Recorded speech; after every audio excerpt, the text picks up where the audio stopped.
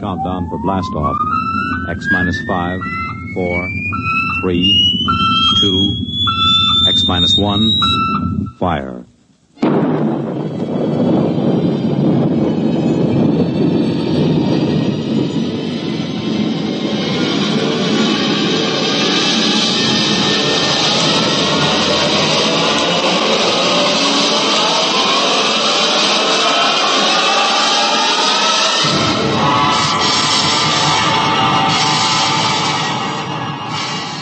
From the far horizons of the unknown come tales of new dimensions in time and space.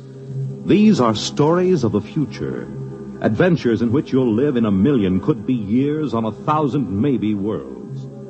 The National Broadcasting Company, in cooperation with Galaxy Science Fiction Magazine, presents X minus 1.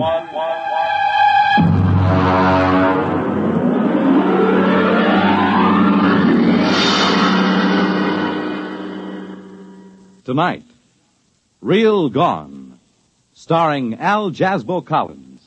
Playing, of all things, Al Jasbo Collins.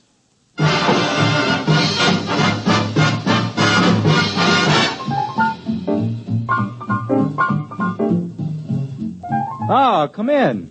Come in. Glad to see you. Albert here, your Collins friend. Just a minute. I'll close the door. You know, when you run a disc jockey show, the song pluggers just seem to ooze through the grain of the wood. There. Well, we won't be bothered for a while. Have a seat. I'll take this record off the chair. Hound Dog. Exclusive to me. Sung by Helen Traubel with the Vienna State Symphony Orchestra. Under the direction of Felix Weingartner. Now sit down. You do the writing for that Real Gone show on NBC, don't you? That X minus 1 with the rocket ships and the three-headed men from Mars and all that jazz. Well, that's why I asked you up. I ran into a little something. Just an idea, you know. I figured maybe you could English it up and use it. It's about a friend of mine, Ralph Therian. Did you ever hear of him? He's an artist. I don't mean records or a musician. I mean an artist, a sculptor. I ran into him during the war. He used to sit in the barracks making busts of the sergeants out of GI soap. When they had him on KP, they couldn't trust him to peel potatoes. He'd end up doing caricatures of the captain and the lieutenants out of raw spuds. Man, he was the greatest. He got the whole company restricted for a week when we were stationed somewhere near Boston. It snowed, and he made a life-size statue out of snow and ice depicting the captain sitting in a howdah on the back of an elephant. The captain didn't mind so much, but the elephant happened to look like the regimental colonel, and he took a dim view of the entire affair. Ralph studied in France somewheres under the GI Bill of Rights, and I used to run into him once in a while on 57th Street. He's looking kind of hungry and desperate. Then one day, a couple of green weeks ago, I ran into him on Madison Avenue, and, man, he looked like he belonged. He had one of them Tyrolean chapeaux with the shaving brush stuck on one side, an important German loading coat, and he was carrying a snakeskin dispatch case. Albert. Well, hello, Ralph, my friend. Well, you're looking great, Al. Hey, I like that beard. Well, thanks. Kind of gives your face the Mount Rushmore quality. It's generally admired, my friend, but what brings you over here on this street of dreams? I was under the impression an artist was immediately downgraded 3 degrees of integrity when he set foot on Madison Avenue. I was just up seeing a client. A client? You've given up the sculpting kick. Oh, no, I'm just working in a new medium. Well, you look real prosperous. How do you like the shoes? Oh, very dapper. Very dapper. I don't believe I've ever seen lizard skin huaraches before. Had them imported. Made underwater by natives of Ecuador. Yeah. Takes about 3 hours to have them made. So they use about 12 natives per pair. Ralph, my friend, you give the general impression that you are loaded with loot. I am. There's money in art. Money. You just got to get something new. Here, wait a minute. Let me open my case. Here, Al. Take a look at this. What is that, an ice cube? Look inside. Now, man, that's real entrancing. What is it? That is a detailed copy of Rodin's The Kiss. Pretty sexy. How do you do it? Well, you see, I carve it from underneath the plastic block. Oh, it looks sort of solid to me. How do you get in? Well, look at the bottom. You see that little hole? I worked through there with my engraving instruments. Of course, this is just a sample. I've been doing originals mostly. What are the little cubes good for? Paperweights, I guess, huh? This is art, Albert, art. Do you know how much I get for one of these? Beats me. $5,000. Oh, that's a pretty stiff price for a paperweight. Well, you just don't understand, Al. This is the hottest thing since Picasso. I just sold 2 original compositions to Morgenstern. You know, the dealer from Philadelphia? For $25,000. 25? Wow. Boy, I should have paid attention when Mama bought me that clay when I was a little boy. Well, it's about time the creative artist got a little bit of recognition. Recognition's not the point, man. At 25 G's, I wouldn't care if people walked past me in high noon. That's because you're not an artist. The money's secondary. Money is never secondary. Money is the primariest thing there is. Al, would you be interested in a fine original composition? Well, I'll make a special price for you, Albert. $4,000. No, Ralph, my friend, I keep my papers from blowing off my desk with my right foot and my left piled one on top of the other, and I find that quite adequate to the needs and aspirations. Al, the trouble with you is you've got no soul. The trouble with me is I have not got $4,000.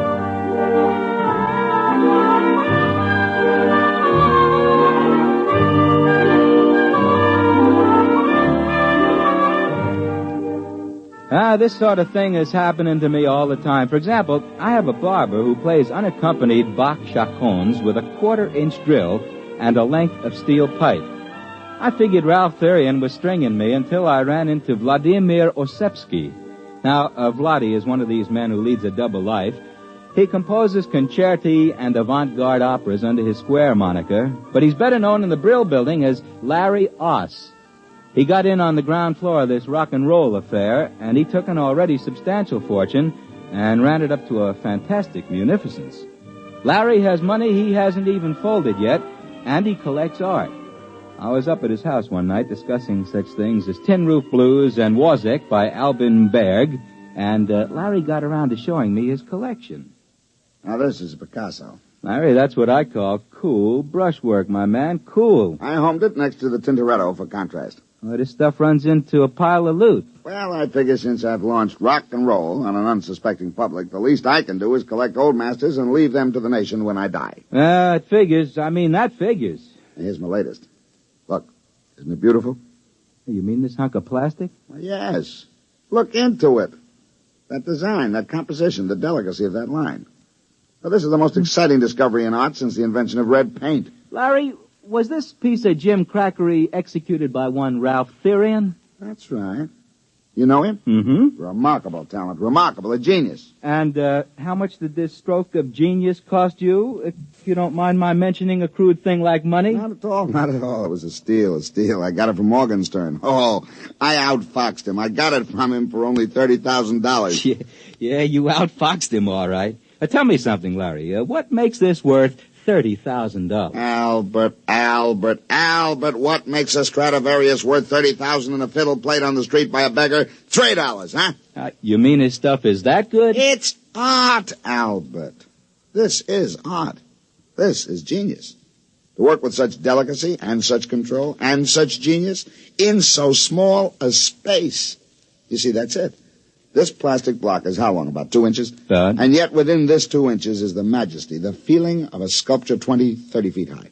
This is an art which has not been known in the world since the painters of miniatures in the late Renaissance. Boy, then it's for real. For real. This is the gem of my collection. The Picasso, the Renoir, the Cézanne will in time fade into insignificance. This is a new art form. Brilliant. Brilliant. And now let me play a new record we're putting out. It's called I Love You, Baby, 'Cause Your Lower Lip Drags on the Ground. A real cool you-bangy beat.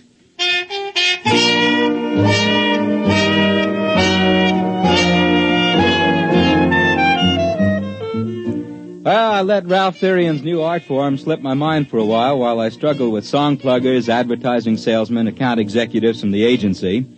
And I met him again a few weeks ago at a small cultural establishment on the corner where I work. You might call it sort of branch public library with a brass rail. Hey, what's the idea of putting this lemon peel in? If I wanted a fruit salad, I'd ask for it. How do you do, Ralph, my friend? Oh, hello, Al. Ah, you look like you're thriving, my man. Well, as a matter of fact, I just signed a contract with Morgenstern to deliver $100,000 worth of my original compositions. I'm celebrating. In here? Ah, man, this place is only fit for sweating out the downhill phase on a manic-depressive psychosis. Oh, I'm just starting here. I intend to work my way up. Albert, be my guest.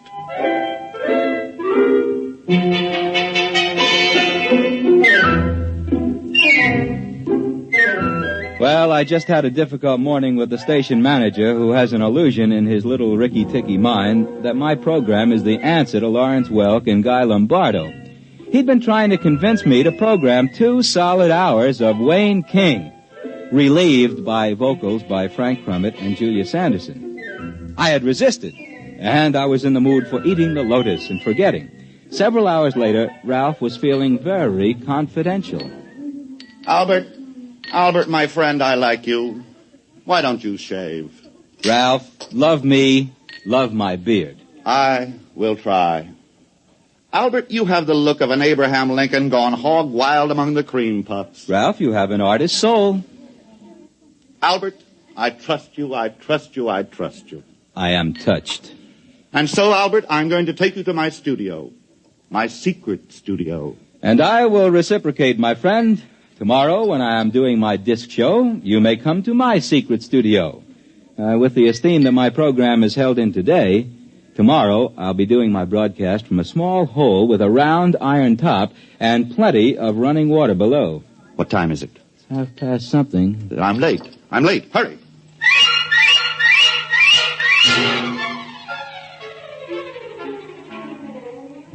He took me to a loft somewhere down in the banana warehouse section.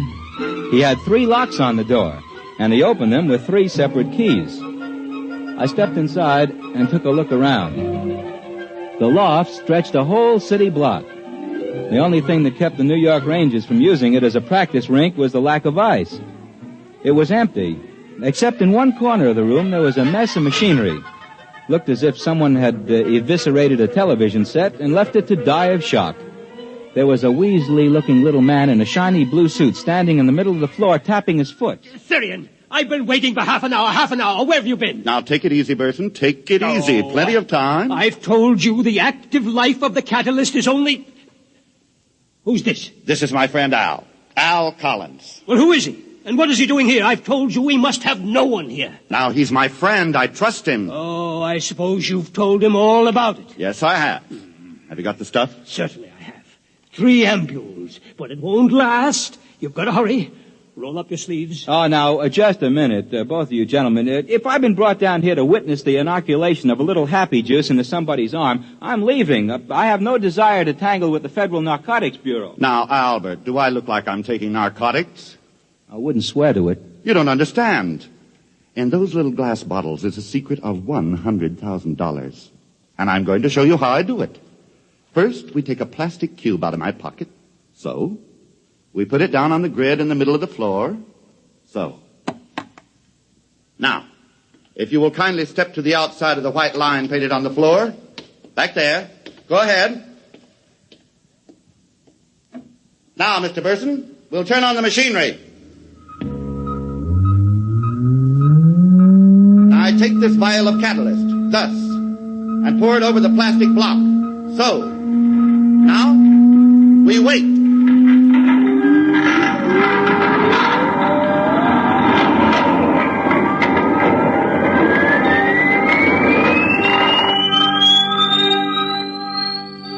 We stood there at the edges of that loft and watched that tiny plastic block sitting in a frame on the middle of the floor. And then suddenly it began to grow.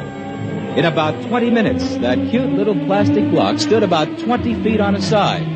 It almost touched the skylight, and there was about a foot of clearance on each wall. See, the long organic chain of molecules in the plastic is infinitely expandable under the right conditions. Is that a fact? By applying the right voltages in series, we can expand the cube to about this size. But there's an outside limit due to the cohesive charge on the molecules. Oh, naturally, of course. Those molecules do stick together. Well, it's the catalyst that does it. And I make that. I make the catalyst. Do you hear that, Therian? I make it. Now calm down, Burson. Without me, you just have a great big blob of plastic. I'm the one who turns it into money. You see, Albert, a cube this big is as soft as putty inside. Now I take my pneumatic drill and I make a hole in the bottom. And then my tools, and I start to carve my pretty sculptures inside. Therian, I'm warning you. I won't take this kind of treatment for long. Now calm down, Burson. You're getting your 10% cut. 10%! 10%! Why, before I brought you this process, the only artwork you could get people to look at was mustaches on subway advertisements. Burson, that is the typical wailing of the non-creative technician. Envy, pure envy for genius. Now look out. I'm going under there and start work. I want 50%, Therian. 50%. That's only fair, isn't it? I put it to you, Mr. Collins. Just keep me out of it, gentlemen. Leave me out of it. I'm warning you, Therian. I'm warning you. Just get out of my way, grease monkey. Let an artist work.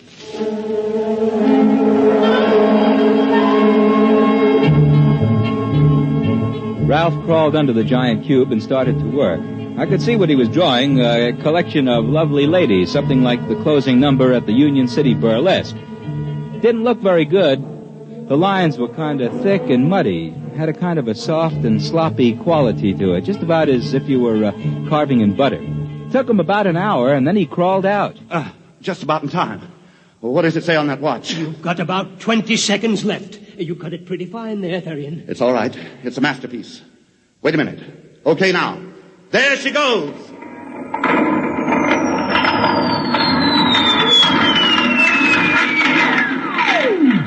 Well, now, what happened was that plastic cube that was blown up to about 20 feet on the side suddenly popped like a balloon with a cigarette stuck in it. And what ended up was that tiny little 2-inch cube sitting in the middle of the floor. Ralph picked it up and brought it over. Look at it. Beautiful. Beautiful. The work of genius. The work of science. Makes a real nice paperweight. Albert, my friend, what you have just seen was the creation of a $20,000 masterpiece. Take a good look. I did take a good look. The whole design was there. But what had looked to me like kind of a muddy, buttery picture when it was 20 feet high was now sharp and beautiful and clear as a snowflake. I went back to the studio and demonstrated my independence by scheduling 2 solid hours of Dizzy Gillespie. The next day I got a telephone call just before I went on the air. It was Ralph asking me to come over to the studio. Said it was important. So, after the show, I shook the last song plugger out of my lapels and headed down to Ralph Therian's loft.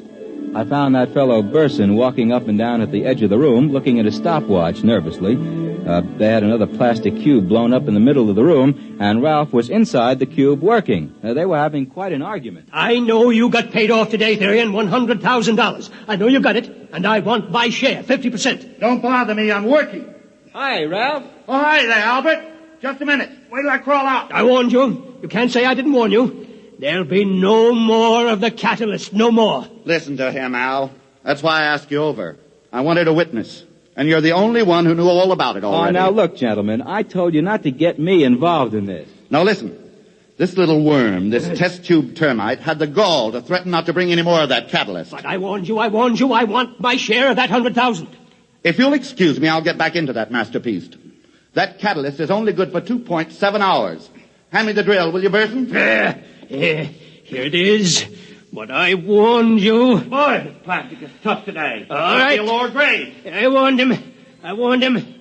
He must have the money here somewhere. Yes, there must be somewhere. Bills. Your check stubs. What are you doing over there, Burson? Looking. Just looking. Well, if you're looking for that $100,000, you can stop. I've got it right here in my pocket. Now, don't bother me while I finish work. What? Therian, come out of there. Come out. I've got to finish just a little more. Come out, you don't understand. Come out. Get out of my way, Mr. Collins. With pleasure. Therian, hand me that money. Quick. Get out of my way, Burson. I'm working. But listen, you don't understand. The catalyst. Let go of me. The catalyst. I made it up half strength. Give me that money, quick, the money.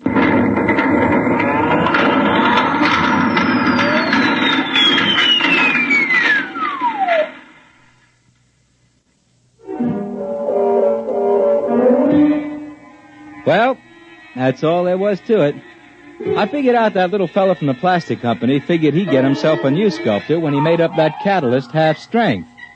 The two of them were in there when the roof fell in. The roof and the walls.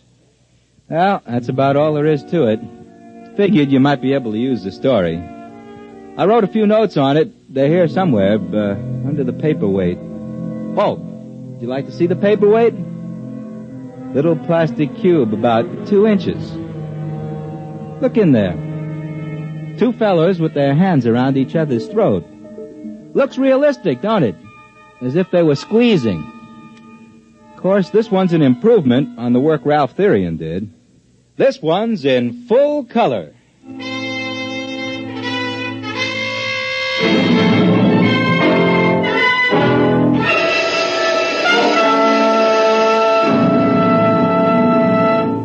You have just heard X-1, presented by the National Broadcasting Company in cooperation with Galaxy Science Fiction Magazine, which this month features The Victim from Space. A time to sow, a time to reap, a time to live. All the Agathians agreed with this, but not when it came to a time to die. Galaxy Magazine, on your newsstand today. Tonight, X-1 has brought you Real Gone by Ernest Kenoy, based on an idea by Al Jasbo Collins, and starring Al Jasbo Collins as himself. Featured in our cast were John Barragray as the late sculptor Ralph Therian, John McGovern as his equally late scientific collaborator, and Harold Huber as the fabulous Larry Oss. This is Fred Collins. X-1 was directed by Kenneth McGregor and is an NBC Radio Network production.